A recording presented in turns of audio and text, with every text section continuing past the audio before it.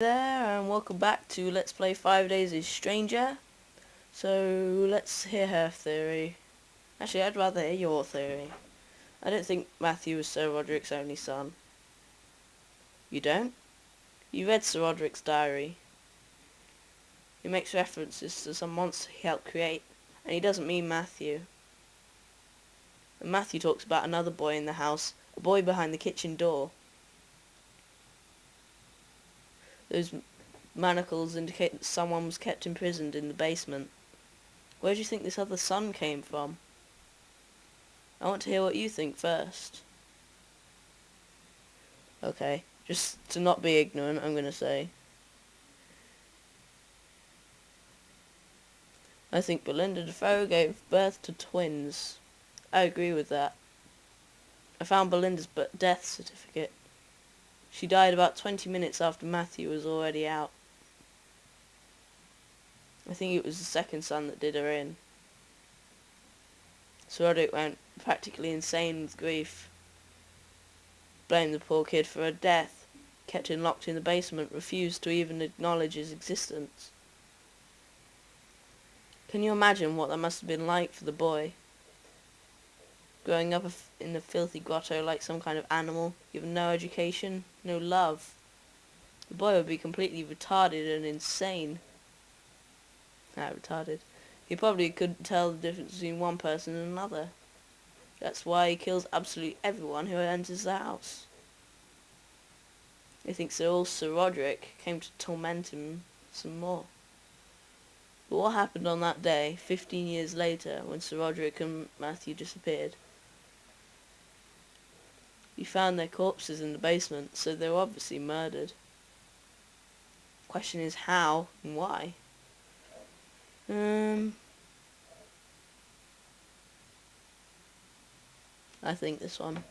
See, the other boy, it doesn't really matter which one you choose. By the way, I agree, he was the one who probably killed Sir Roderick and Matthew. But how could he have escaped from that basement? I think someone let him out. Who? Sir Roderick? What? Remember, in Sir Roderick's diary, in the last entry, he talks about destroying the monster. He must have gotten really drunk, and it being the anniversary of Belinda's death didn't help. He went down to the basement and beat the poor kid to death. Half to death. Matthew found the body afterwards, tried to bandage him up. Matthew wasn't the sharpest tool in the box. His brother lived on for a bit longer. Long enough to get a mask and a machete and to kill his father and Matthew. Then he must have just died of his wounds. Jesus. And we're going to try and destroy this ghost? None of anything that happened to him is his own fault. What little mind he had is no more. All he has now is hate. If we don't kill him, he'll kill us all. There's no reasoning with him. I suppose you're right. It's very sad, really. What will you do now? I'm going to find his body. Then I'm going to figure out how to bring his soul back to it and destroy him. Well, let me know if I can be of any help. I will. Good luck. Thanks.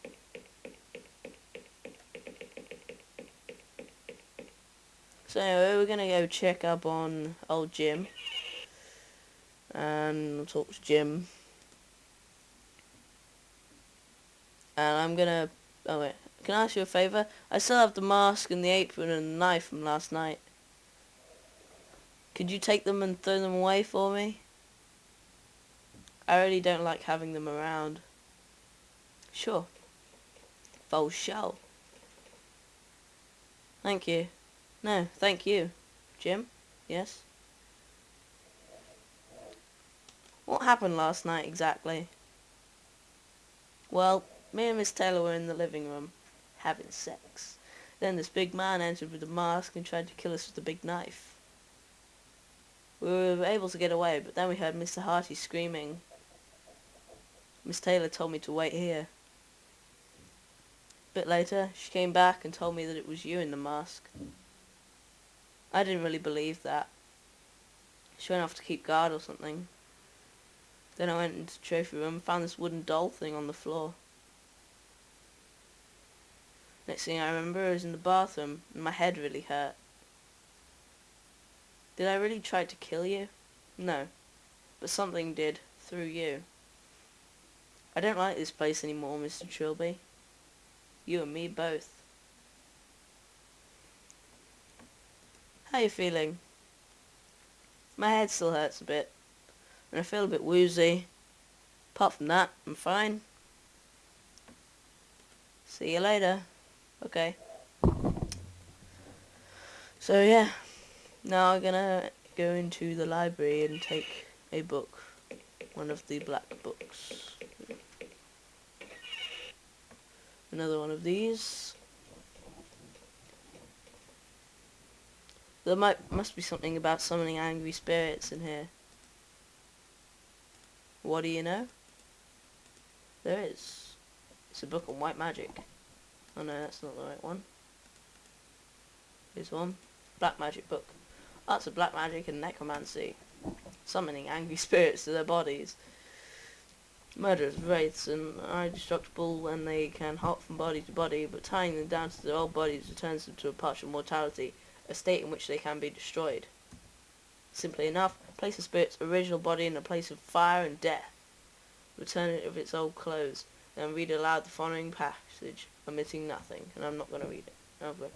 There's just a load of magic gobbledygook here. When I want to read it out, I should use this book on myself. Warning. Summoning a wraith will often bring forth other unquiet spirits who will haunt those who hold their possessions. Anyway, I have to stop now, so I'll see you for the next part.